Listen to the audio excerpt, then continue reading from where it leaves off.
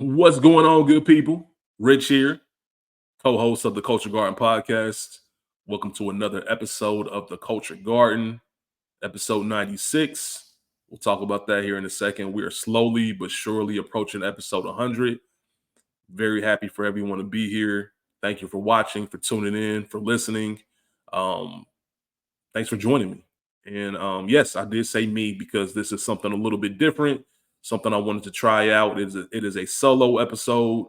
I'll talk more about that shortly and how I even got to this point. But shout out to Ray P. Um, Shout out to all of y'all for listening, for tuning in, for all your continued support. I know we say that every week, and we will continue to say that because that's how much we mean it. We can't do any of this without you. I just mentioned we're close to episode 100. It is insane to think about that. It takes a lot of work, and you don't really think about it. You're just kind of in the middle of it. You're doing the work. You're trying to make your own impact, and every now and then you get a small window of time to sit back and just kind of reminisce and think about what you've done. Um, we've thought about what we've built here and everything else. So it's been a lot of fun, and I'm looking forward to getting to episode 100. But there are some steps before we get there. So I do want to talk about some housekeeping first. Um, First and foremost, if you remember last year, I believe it was 2023, about around May or so. Don't quote me, but School and myself, we did a best episode ever series. We did it on the television show Martin, which is our favorite sitcom. It was a lot of fun. For those who don't remember or those who didn't check that out, the concept was, hey, we're gonna look. Each episode that we record is gonna be a season of the show, and we're going to go through the episodes and just talk about some honorable mentions. We're going to list our top five, and then the winner of our list. So our number one episode for the season would move on to the finale. So, for example, Martin had 5 seasons. We did 5 different episodes, and then the winners from all 5 of those we discussed in the finale to see which one was the best episode of Martin. I know a lot of people make lists, top 25 episodes, top 30 episodes, whatever the case may be. However, the thought is you can't be the best episode of a series if you're not at least the best episode of a season. And it's an interesting way to talk about the season as a whole without having to do it episodically, like how we do on We Got Y'all. So next week, July 18th, is actually the 20th anniversary of the premiere of the HBO series Entourage. It is a show that I love. I own all the seasons on DVD. Um, if you love film and just the behind the scenes look and brotherhood and camaraderie, that show is what it's about. It's funny looking at it now, just given the climate that we're in, but it still holds up. It's still a great story, and was just wanted to talk about that. So I got two of my brothers to join me. My brother Spike Lou, who was on our episode of The Town, and who was a co-host of mine on Good Earners reviewing The Sopranos. He's going to be joining me, as well as my good brother Chaz, Boogie, Tal, whatever you want to call him. He was on our Shaft episode. Somebody I've talked about Entourage with a ton. So we're going to be reviewing that. We've already recorded season 1. So that's going to be dropping July 18th, which is next Thursday, on the exact premiere date of the show, right? The 20-year anniversary. So we just thought it was fitting, and it was time to go ahead and talk about that. I say that to say there are 8 seasons of Entourage, and there's a movie. So I'd say for the next 8 to 10 weeks, we're going to be heavily Entourage based with our content. Rachel won't be joining us for it. However, we do plan on dropping a few episodes while we're still recording Entourage. That way Rachel can be in the feed and all that kind of good stuff. But speaking of Rachel, she is busy with We Got Y'all. I'm so proud of Rachel and everything that she's doing. I'm honored to be a part of it with her. There's nothing more, or there's not many other things that bring me more joy than being able to sit down with Rachel and talk about TV, talk about film. Right now, we are discussing House of the Dragon. It is incredible. I think the best episode of the series was this past Sunday. And we've been having incredible, robust conversations over there about the show. We just finished The Shy as well. Don't let me speak for Rachel. So if I say this and it's wrong, please don't kill me. But Bel Air is coming back, I think, a couple weeks after House of the Dragon ends. So we might be covering season 3 of that. So I say all that to say we got y'all. We're really trying to ramp that up and build it into something that we can have consistent content for you. Rachel's working on that. I'm helping her out in that regard, and it's just been a lot of fun. And Rachel television is Rachel's passion, the same way movies is my passion, and I love the fact that she's pouring into that. Obviously, she's not going anywhere in regard to the Culture Garden, but this was a nice time to kind of take a break, let her put all her effort and time and energy into We Got Y'all while we go ahead and discuss Entourage. And like I said, we'll sprinkle some episodes in. We are working towards getting to episode 100. That's a big milestone, and we couldn't have done it without any of you. So just want to make sure everybody's aware of that and what the feed is going to look like for the next few weeks. Once again, please stay subscribed, even if you don't watch Entourage. We got a lot of back catalog as far as our films go. And like I said, we will be dropping some episodes that you're normally used to. And most importantly, I want to emphasize this. You can pause this podcast if you need to do it. Please, please, please be sure that you are subscribed to We Got Y'all. It's a completely different feed. It's not on the Culture Garden feed. So you will see it in the link tree in our episode description. Just click on that link tree. It'll take you there. Click on We Got Y'all. Make sure you subscribe. All right. Great things are happening over there. I don't want anyone to miss out on it. And if you're like me and you're just a huge fan of Rachel, Rachel's my favorite podcaster, then you definitely want to tune in. Get your Rachel fix while she's doing that. And we're doing Entourage on this feed. All right. So just want to kind of have that, housekeeping moment to make sure everybody knows what's going to be going on here for the next 8 to 10 weeks. And like I said, we will be approaching episode 100 when it comes to our movies here shortly. Before we start today, there will be spoilers and explicit content. Today's film, as you can see, is Soul Man, dedicated to the great Bernie Mac and Isaac Hayes, who both passed away a few months before the release of the film. Actually, they died a day apart. Bernie Mac passed away on August 9th, 2008, and Isaac Hayes passed away August 10th of 2008. There's a tribute at the end of this film. I guess the mid-credits is what you would call it. It shows Bernie's spirit for the people, him doing stand-up for the extras. Nobody asked him to. Obviously, he wasn't getting paid, but he has such a gratitude for the fans and the people who put him in a position to provide for his family and share his talent with the world. The Chitlin Circuit, all those comedy clubs that he worked, he just has so much gratitude because he knows that nobody has to do any of this. The same way we thank y'all, the greatest currency you can give someone is your time. More than money, more than anything else. I'm going to give you my time. That's an incredible debt that can never be repaid. So anytime you give us that time, we appreciate it. Similar to Bernie, and his spirit was infectious, and he was just a great human being. Obviously, I don't know him, but from everything I've heard and seen, and the way people tell stories about him, you can tell his spirit was something that really connected with everyone, and that's probably why we love him. So, R.I.P. to the late great Bernie Mac. R.I.P. to the late great Isaac Hayes. This film was actually re-edited after their passing to kind of soften the tone in their memory, and as a tribute to them. So yeah, just two icons, two legends that we lost way too soon. But hopefully we have a good time to go ahead and talk about their memory a little bit in this episode. The synopsis for Soul Man. Though it's been about 20 years since they have spoken with one another, two estranged soul-singing legends agreed to participate in a reunion performance at the Apollo Theater to honor their recently deceased band leader. So, we always ask the question, Rich, why this movie? All right. So, it's pretty interesting. Rachel and myself, we were recording We Got Y'all, one of the House of the Dragon episodes. And I was gonna ask her, I asked her, should I say, what movie do you want to do? And she was like, I'll think about it. And I told her, I said, I still have episode 1 of the Mo interview that I haven't released. And she was like, yeah, go ahead and release that then. And I was gonna plan on doing that, and then I was taking a morning walk, and something hit me. Like, you know what? I wonder if I can do a solo episode. And I want to give a shout out to School. School was the first one within this umbrella to really do a solo episode on School's Guilty Pleasures.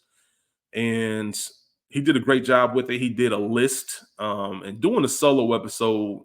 One of the reasons I wanted to do it is I'm big on challenging myself, and I think the most difficult thing or the highest degree of difficulty you can have, whether you're broadcasting, whether you're podcasting, whatever the case may be, radio, is having no co-hosts and having no audience and just getting in front of a microphone and talking.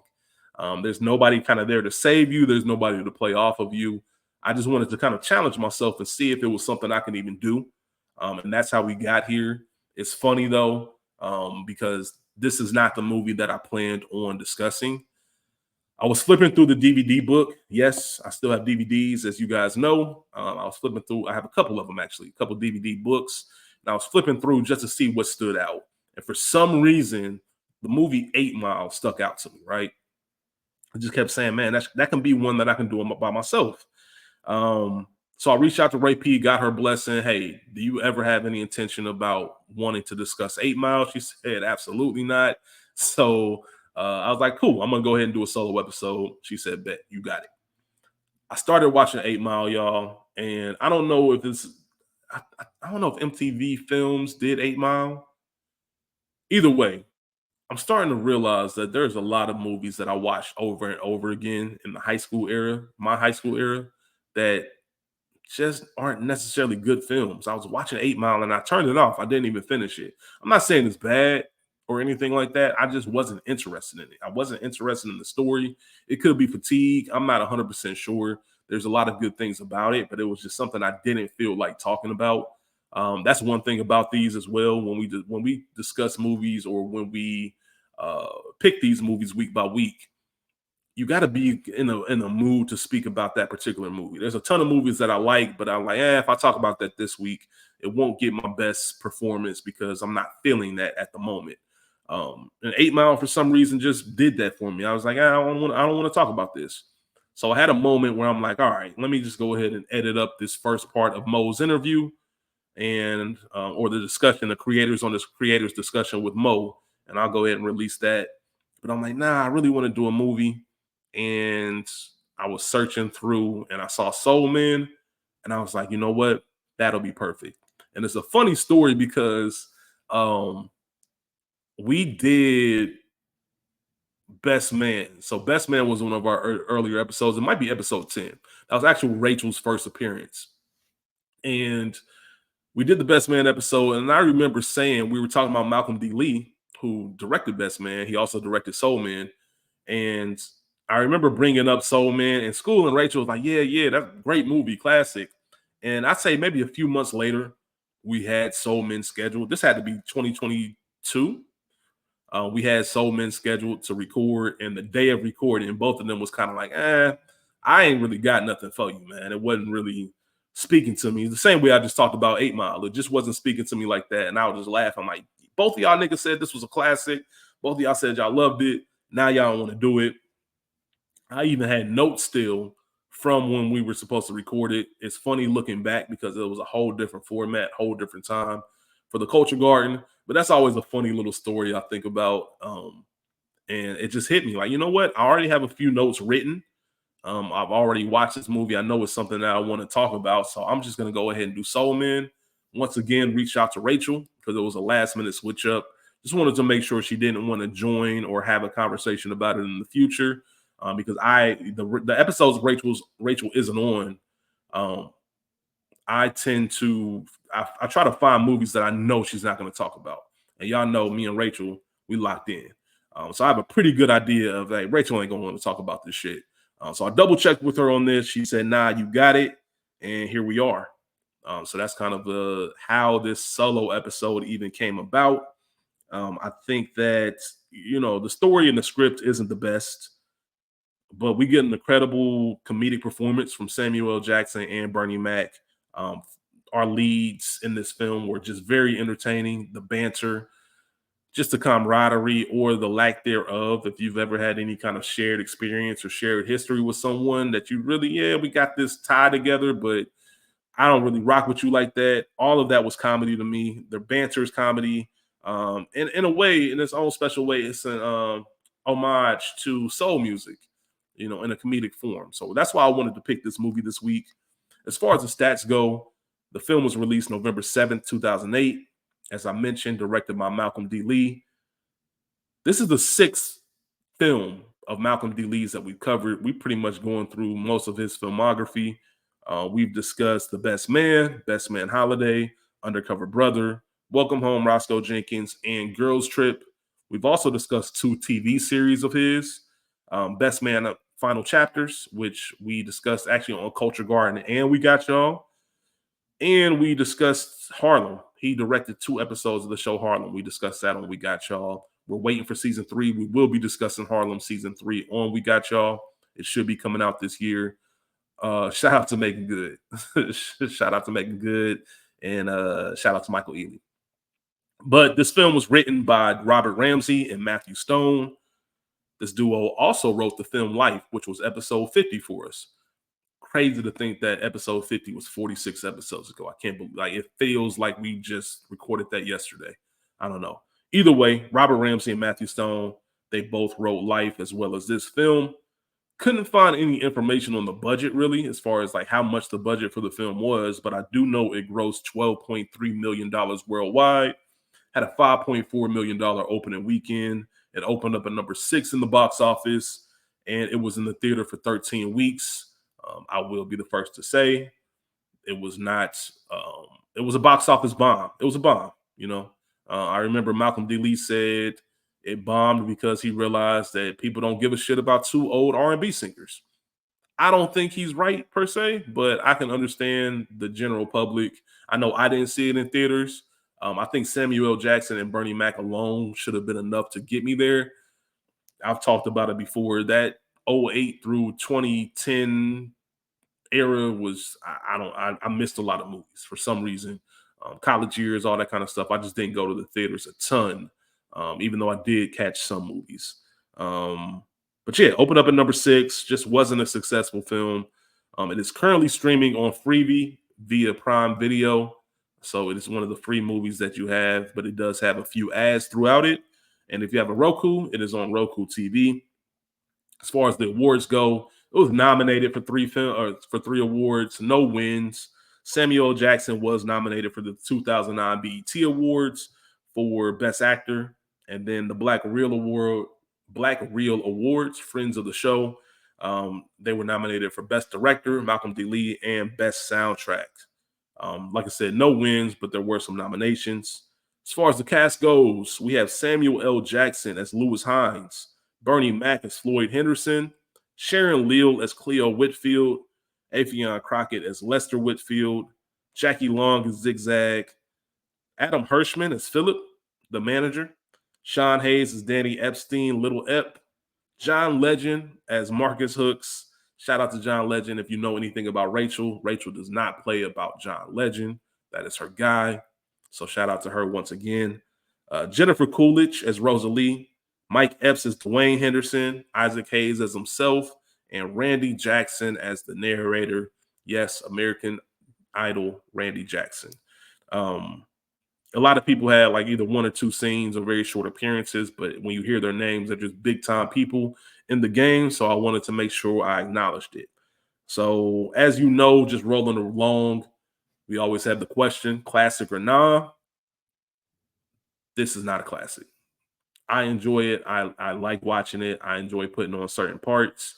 It's probably a YouTube movie, if you've heard us use that term here, a film where I don't necessarily need to watch the whole thing, but there are specific moments that I will pull up on YouTube at any given moment just to have a laugh. I would consider it that, but it's not a classic. Even after time, 5 Heartbeats was a bomb at the box office as well, but we all consider that a classic because it got its run on the VHS and on syndication. Soul Man just isn't the same. Like I said, it's good, funny banter, but it's just not a classic film. As far as the origin of the film goes, I want to tell a little bit of a story. It's not necessarily about the film, but you can tell that it was inspired, depending on who you talk to, by a couple people. So I want to pay some homage to a soul and R&B duo by the name of Sam and Dave. We have Sam Moore and Dave Prater. They're rock and roll Hall of Famers. They're credited with bringing the sound of the Black gospel church. They're known as the most successful soul duo, and there's no soul act that had more success during the height of their run, which was 1965 through 1968. No soul act even touched like where they were as far as popularity, fame, success, except for Aretha Franklin. Obviously, she was the one that was right there with them and probably eclipsed them. It's Aretha. But other than that, it was Sam and Dave. They were just legends in the game. I just mentioned Rock and Roll Hall of Famers, Grammys, the whole nine. Um, they were considered one of the greatest live acts of the 1960s. A lot of musicians have named them as an influence for their own work. That includes Michael Jackson, Al Green, Steve Van Zandt, Bruce Springsteen, the Blues Brothers. Um, the Blues Brothers, who you know and met, they have a couple movies, Saturday Night Live. They were heavily inspired by Sam and Dave. Their act paid multiple homages to them, and the biggest hit, the Blues Brothers' biggest hit, was a cover of Sam and Dave's song "Soul Man." Soul Man is, once again, you see the title of the film Soul Men. They had a hit called Soul Man. Soul Man actually won a Grammy. So you can see where some people might think, hey, is this inspired by Sam and Dave? Soul Man, since we're speaking about that, it is recognized or was recognized as one of the most influential songs of the last 50 years by the Grammy Hall of Fame, Rolling Stones, Rock and Roll Hall of Fame, and other numerous outlets. I'm not sure when that happened. I'm assuming it was late 90s, early 2000s when that list was made, but you just see the impact of that song and what it's done for the test of time. I already talked about how much they influence other iconic musicians and acts. So that just lets you know who Sam and Dave was. I love talking about things like this because the further away you get from things, the more you're relied on to tell stories um, of the past. So people have a good grip of what their history is. And I think that's very important. I'm a big believer in that. I don't want things that meant something to a lot of people get washed by the wayside because we're not in that era anymore. So shout out to Sam and Dave. They were known, also I said they won a Grammy, but they also won a Lifetime Achievement Award from the Grammys in 2019. The duo was known to have their issues. Once again, we'll talk about the similarities with the movie, but it was very well noted that they were partners for 21 years and had issues for most of them. Sam had said they didn't speak for 13 years off stage. You can see that in the movie where it was 20 for Floyd and Lewis, but 13 years in real life, Sam and Dave did not speak off stage. They arrived at their shows separately. They didn't look at each other on stage. They had different dressing rooms. They would do the petty thing where you pass messages through other people. I'm not sure if it was like one of those where you see in those sitcoms or the movies where somebody's in the same room and say, "Hey, tell Sam that I said kiss my ass," or whatever the case may be. I'm not sure if it was that deep or that petty, but it also wouldn't surprise me. Um, yeah, there were talks of drug use, fatigue. Depending on who you ask, they can give you a reason. But 13 years, they just didn't speak. They didn't have a good friendship. Very tumultuous. And when this movie came out around that time, Sam Moore actually filed suit against the Weinstein Company for this film. The Weinstein Company were the producers, and they were saying the film was based off of them. And the judge acknowledged that there were some broad similarities. He can definitely see how he came to that conclusion. However, their names are not specifically mentioned. There's not even a mention that this film takes place in this world or this universe. Um, so no, we're not going to go ahead and grant you. The case was dismissed, and that was that, as they say. So yeah, I just thought that was an interesting story. Hasn't been documented that the film was directly about Sam and Dave, but you can kind of tell that there were some inspirations there, whether anybody wants to admit it or not. So just wanted to pay some homage to Sam and Dave. Check out their songs. Check out Soul Man. Once again, one of the most influential songs in soul history or music history for that matter. So I'm going to go ahead and talk about first experiences. I can tell you that I don't remember my first time watching this. I know it wasn't in the theaters. I do know I was a few years late, so I'm thinking maybe 2011 or so when I did watch it, and I remember cracking up. I remember being upset that I missed it. It's my type of humor. I'm not a slapstick like comedy type of person, but I saw just the realness of two men who didn't really like each other but had some shared experience and just tried to find the way to get along, but it wasn't working. And the way they talked to each other, I just felt the realness of it. I don't know. I mean, if you want to have a motherfucker championship, Bernie Mac and Samuel L. Jackson would be the two heavyweight contenders that you would want to have it with. So a lot of that energy that they brought, it just resonated with me. I enjoyed it thoroughly. Not the best film, as I said earlier, but if you're looking for some comedic banter, it is the film for you. Um, is it in the movie poster Hall of Fame? No, that's an easy one. Not a movie poster Hall of Fame movie. And I want to go ahead and just roll into the scenes and a couple of categories before I get out of here. Once again, appreciate y'all flying solo with me this week. A little bit of a different format, but I did want to just take some time to discuss this film. So when I talk about best scenes, I've got to start with Floyd being driven to his new home, right? So we get the opening. We know that they were a successful band. We know Marcus Hooks was the lead singer, played by John Legend.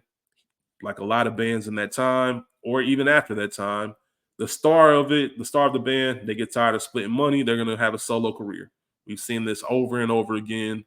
The lead singer usually goes off on their own. So we know that about them, even though Floyd and Lewis stayed together. Hines and Henderson, the real deal is what their group was called. They did have a hit.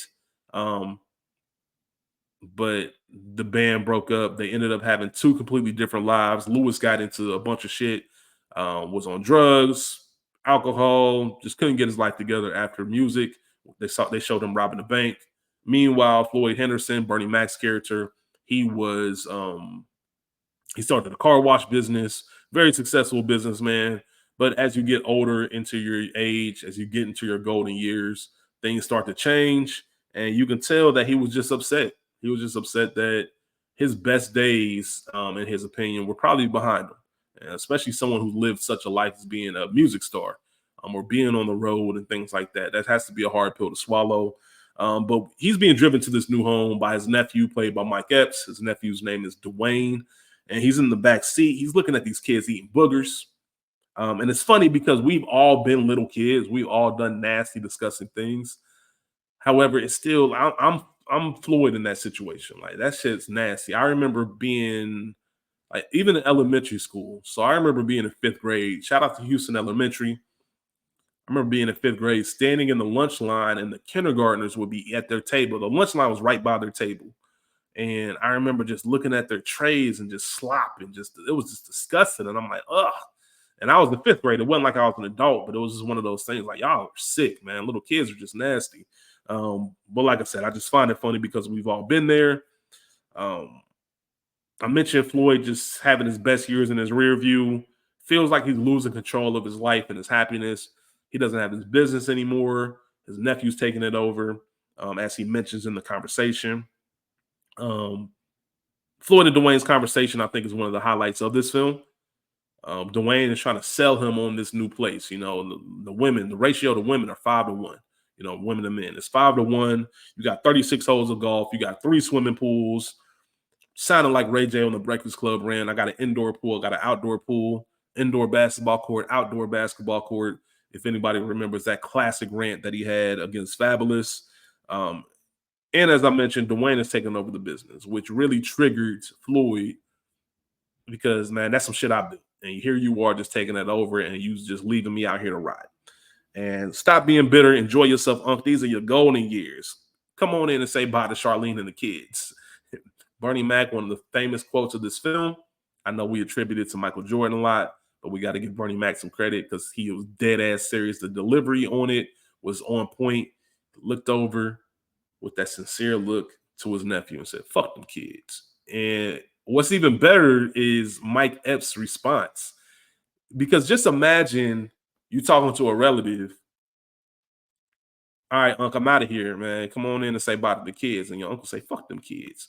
Your genuine response is going to be what Mike Epps did. Like, fuck the kids? Like, damn, fuck the kids? Like, you can say fuck me, but you say fuck the kids. And I was about to say Bernie Mac. Floyd doubled down there. Yep. Like, yeah, I said it. Fuck them kids. And I feel it because kids are bad, and I understand. Um, Merch used this in The Best Man as well. So if you would just want to make a connection between Malcolm D. Lee projects, The Best Man final chapters, the TV series or mini series that they had, there was a moment in one of those episodes when he was looking at his wife, played by Regina Hall, and said, "Fuck them kids." So I just thought it was a nice little carryover going in once again with the Malcolm D. Lee projects. Also, shout out to Vanessa Del Rio. If you know, you know. If you don't know, that means you were a good human being growing up. If you do know, that means your search history is probably all types of fucked up.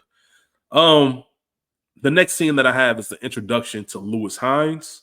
So, unlike Floyd, he hasn't gained much traction after his music career. We talked about him being in and out of jail, but right now we see him working as a mechanic. And the owner is just a cold, racist dude. You know, if you're doing something illegal, I'll find out and I'll send your ass back to prison so fast, it'll make your black monkey head spin. Wow. It will make your black monkey head spin. That is peak racism. Um, and I love the way that Lewis took that phone cord and wrapped it around his neck just to let him know, bro, like, do you know who you're talking to? Like, you're lucky that you didn't catch me 15, 20 years ago, because I promise you I knocked every single one of your teeth down your throat for saying some slick shit like that to me. I'm not the one to play with. Watch how you talk to me. I respect Lewis 100% for that. I definitely understand. I don't know what it is about me that makes you feel so comfortable talking to me this way, but we're going to shut that shit down right now. None of that is going on. Um, if this was back in the day, it could have been worse. Flat out. If this was back in the day, it could have been worse. And the boss is a sucker for real because he had to go get 3 people and some weapons to help him after Lewis choked him up. Just fight your one-on-one. I don't know what's wrong with that. Or watch your mouth. Just watch your mouth and none of this will happen. But Lewis gets a phone call from Danny Epstein saying, crying tears of a motherfucking clown when he finds out that that Marcus had passed. You could tell he does not care. And that's just another thing in life that I think is wild. You share experiences and even a band with someone. And like, I don't give a fuck if they died. That's where Lewis was with it. Um, is Floyd in? Yep, Floyd is in. Well, I'm out. And that lets you know right away as a viewer, these two don't like each other. There's some kind of contention between the relationship, and we have to figure out what it is. And that rolls right into the next scene, which is my favorite scene of the movie. Probably a lot of people's favorite scene of the movie. Um, Floyd and Lewis seeing each other for the first time in 20 years, right? So Malcolm D. Lee, he was talking about this scene and how important it was from an audience perspective. If they didn't nail this scene, then the rest of the movie wouldn't have worked. Say what you will about the rest of the movie anyway, but the whole goal was to get people invested into these two characters, right? And I think they did a perfect job of doing that in this scene. I laugh every single time I watch it. I don't care how many times I see it. It's just a hilarious ass catching up type of moment. There's a sense of kinship that you share with people that you accomplish things with. Sports teams, music groups, business partners. If you built something together with someone, if you're going through trials and tribulations with someone or with a group of people, there is that kinship that you share. As we know, not all families get along. So it's not necessarily a best friend or buddy buddy relationship, but usually there's that nod of respect. Like, you know what, we did this, we came out on the other side. I'm always going to respect you, and we're always going to be connected because of that experience. I say all that to say Hines didn't give a fuck about any of that. He didn't care about that at all. Floyd breaks into Hines' apartment. He's just looking around. He's disgusted with what he's seeing. He sees Hines, and Hines just hits him with the overhand right, knocks him clean out. Floyd trying to figure out what's going on. Hines like, hey, man, you came in. I found your ass, found your ass like that. You recognize me. I ain't recognizing you, man. You changed. Knocking somebody out and then just sitting down like nothing happened is just kind of wild. What kind of person ain't got no land phone? The kind of person that don't want to get no calls, right? I feel Lewis on that. Hines has interest in a reunion. One of my favorite quotes of the film. So he's telling him about, Marcus died and they reached out. They want us to do the Apollo. We should do the reunion. Lewis isn't going. Hines is not. He's not interested at all. So he says, man, come on. So Floyd says, do it for me. Excuse me. Let me back up. He says, do it for Marcus. Fuck Marcus. Well, do it for me. Fuck you. I just love that energy because he was like, bro, I don't care nothing about you. Like, I don't know why you think we friends. I'm not owing you any favor. I'm not doing anything for you. I just thought that was hilarious because if you've ever been that type of person like Lewis Hines, you know what it is, man. Bro, fuck you on site. I don't care nothing about you. I'm not doing any of this. So Floyd was getting kicked out. And Floyd was wilding, thinking they was gonna make a comeback. His whole mind was, hey, we can do this show and then we can stage a comeback. He was wilding, but I appreciate the ambition. Obviously, at the end of the movie, they do make their comeback with the lead singer, but nonetheless, um, Floyd is getting kicked out until he mentions to Hines that he's got 40K. Like, we getting 40K to perform. And obviously, Hines is on some like, bro, it's a funeral. Like, why would we get paid for a funeral? He said, nah, man. Like, gave him that look. Like, there's 40 grand a piece. Nah, down the middle. I need 40 grand a piece. Otherwise, I need a 60-40 split. All right. So, of course, in true Bernie Mac fashion, Floyd Henderson fashion, he storms out, cusses him out, man. Fuck you. I'm not doing that. You gotta, I got a lifestyle to maintain. Nigga say you got a pantry full of dog food, but I don't see no dog. Dog under the bed, nigga. You lucky he ain't attack your ass when you came in. You the dog, motherfucker. Like, just that whole banter, that back and forth was just so funny to me. And he wasn't budging off that 60-40 split. Hines was not budging off that 60-40 split. I've never heard anyone say this. Maybe if anybody else has, you can reach out. But when Floyd looked at when Floyd looked at Lewis Hines and said, "Father, fuck you, man. I'm Floyd motherfucking Henderson.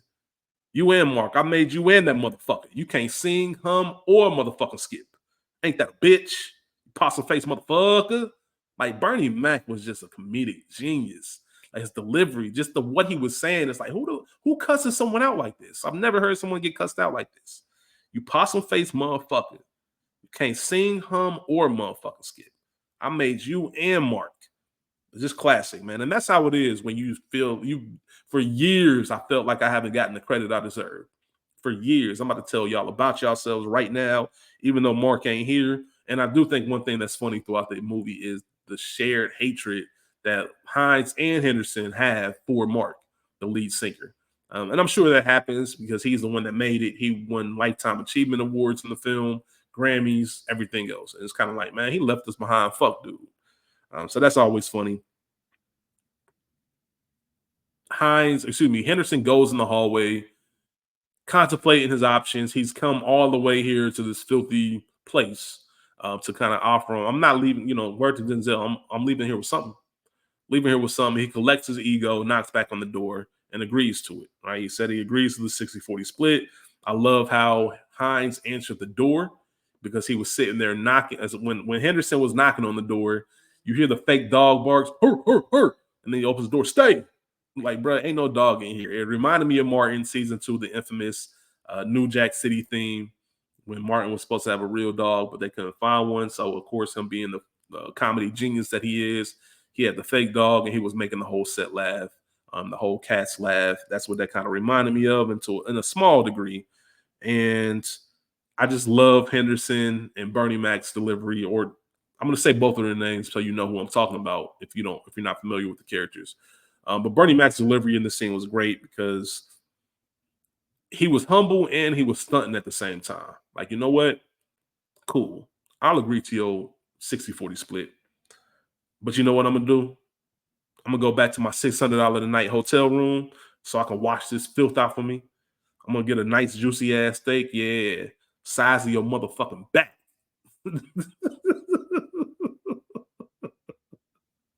Eating a steak the size of someone's back is just crazy imagery. That line always gives me weak. Size of your motherfucking back.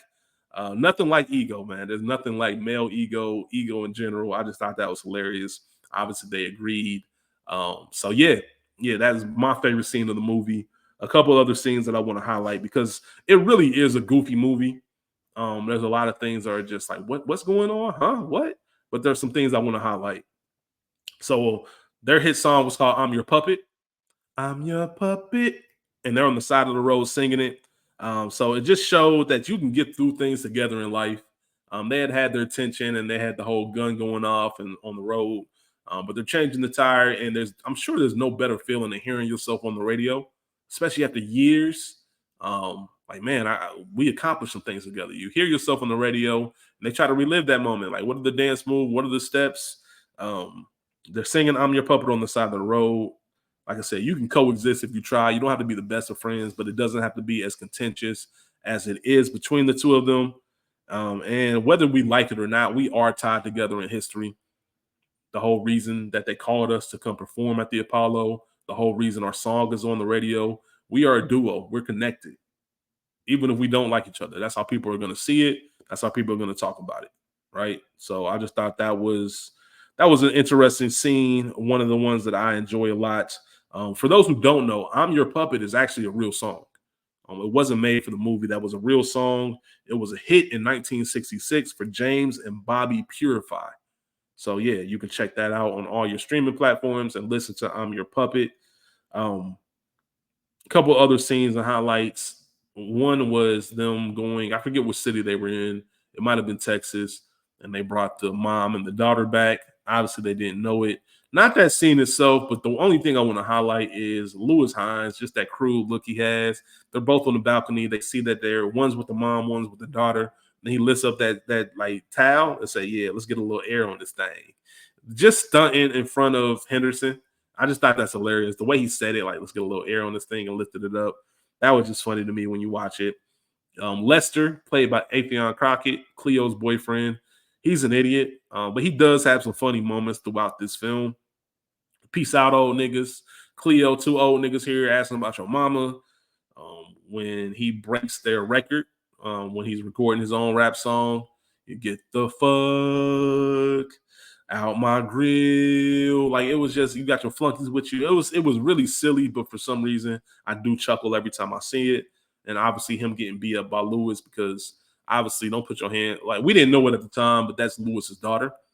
So it makes a lot more sense as to why he no hesitation. But even if it wasn't his daughter, like, bro, you ain't about to put your hands on a woman. Like, we're not about to do that. And you leaving a bruise and you chilling. Like, you chilling eating cereal, like shit sweet. Like, you do this all the time. Like, nah, bro, about to whoop your ass to high heavens. Like, straight up. We're not doing that. You ain't about to put no hand on a woman. Like Craig said, man, that's a female. Shout out to all the women out there, in all seriousness. The Memphis scene, the hotel issue, just reliving how wild they were when they were on the road. Like, it's been 20, 30 years since we've been here, and y'all still won't let us get a room because we was wilding that much back in the day. They talking about fire starters and fire eaters and just the parties. You see Lewis's pictures with all the women in the bed, the alarm going off when they try to check him. Like, it's just funny to me, just thinking like, yo, y'all was probably on some trash back in the day. 70s were wild and as a whole, 60s were wild. And the Groove On performance I thought was pretty cool.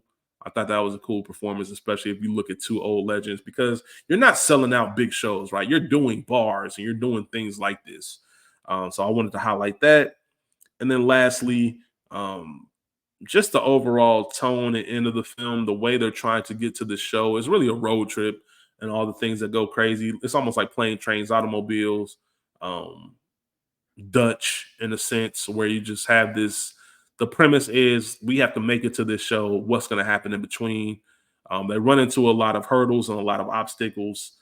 They end up going to jail, but there are a lot of life moments. Obviously, you throw in the twist that, of Odetta, um, the woman that both of them loved, was the spark and the reason as to why they hated each other. You find out that Odetta has a daughter, which neither one of them knew about, allegedly.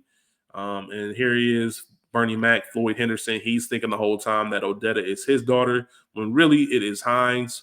And he's, Bernie thinking like, damn, I married her, bro. Like, you really fucked my wife. You got my wife pregnant. And he was like, man, you took it from me first. And that's just kind of how it was, man. If you really want to, all beefs, let me tell y'all something right now. When it comes to men, all beefs come down to women and money, right? Women and money, for the most part. There might be something else added in there, but if you get to the beef of two men, they usually started over a woman or somebody owes somebody some money. I guarantee you that goes on for as long as time has existed. That is going to be the reasoning. So to wrap up the film, like I said in these scenes, I just thought it was funny how much they hated Marcus. Like, they're in his casket, getting ready they're hiding because they're on the run from the police. Like I said, silly premise. This is a goofy movie.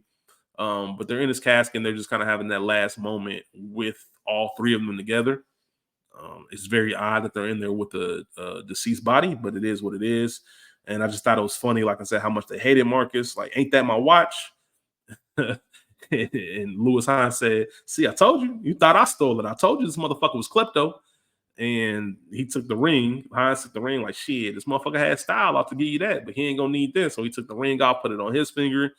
Just foul, like stealing from a dead man. That shit's crazy, but they did it. It worked from a comedic standpoint. Um, long way from Linwood Street. Fuck Linwood and fuck him. Like they really did not like Marcus. And them just being able to perform in front of that crowd really let the audience reminisce about their time and the reception they got. You know, you even have the cops who are looking for them. Once again, this only happens in the movies. All right, one song, but it better be good. And then you have the whole cops, you know, they're all dancing on the side and grooving and all that kind of good stuff. Um, they got released early for good behavior, went back on tour with a new lead singer who was Cleo, Hines's and Odetta's daughter. And it was just a cool way to wrap up the movie. The issue I have with this film, I would say, is that it's very front loaded. Like once you get past that opening scene of them two meeting each other, yeah, there's some moments and there's a few funny things, but it mostly relies on the comedic timing of Bernie Mac and Samuel L. Jackson. They did a great job, but the script just wasn't all that. They didn't have a ton to work with. So I'm actually even more impressed that they were able to pull this off, even with the lack of what am I trying to say? The lack of a good script, you know. So you have that idea. And as far as best quotes go, I've talked about a lot of them. A lot of them were in that first scene, the first scene when they met, should I say. Um, there's a scene where Hines tells Henderson, or they're having an exchange, should I say. And Henderson says, "I had a hip replacement, Lewis." And Lewis says, "Well, you should have paid $100 extra for and got the deluxe model with some rhythm in it, because that motherfucker you got ain't working." I just thought that was a funny line. And then also, you know, those little blue pills make you blind, right? The way Henderson, if you're watching, you can see me on YouTube. We kind of did the blind, like looking around for something because he didn't give a fuck, bro. I'm gonna take these pills because I'm about to get some ass. I don't care about nothing what you're talking about. So those are a couple quotes on top of what I've said already. Scene stealer, it's kind of difficult. I think by default, you know what? I'm gonna give it to Mike Epps. I'm gonna give it to Mike Epps mainly. I went between him and Afion Crockett.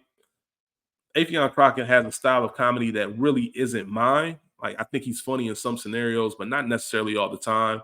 I do enjoy him in this film more than I enjoy a lot of his work. I'm not saying that I don't enjoy his work, but this seemed to be a highlight for me. No matter how goofy it was, I just thought some of his deliveries, especially at the house when they were in Tulsa, I thought it was funny. But I'm giving it to Mike Epps because I wanted more Mike Epps in the movie. You know, I think improv, ad lib, Mike Epps is the funniest version of him. I'm not the biggest fan of the stand up.